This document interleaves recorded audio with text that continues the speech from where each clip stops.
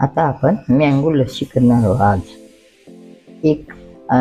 एक आंबा घेतला आहे, एक पावाचा, अर्धा लिटर दही घेतला आहे, वाटीभर साखर घेतली आहे। आपण आंबा चिरून घेऊन त्याचे तुकडे करून बारीक करून गार करून घेऊ। मग दही टाकून घेऊ, साखर टाकून घेऊ, त्याला बारीक करून घेऊ। बस आपण हे गार केलं, याच्यामध्ये आपण साखर टाकून घेऊ। हे बारीक झाल्यावर दही टाकून पुन्हा आपण मिक्सरमध्ये फिरवून घेऊ। बघा आपली मँगो लस्सी तयार झाली, की छान दिसते।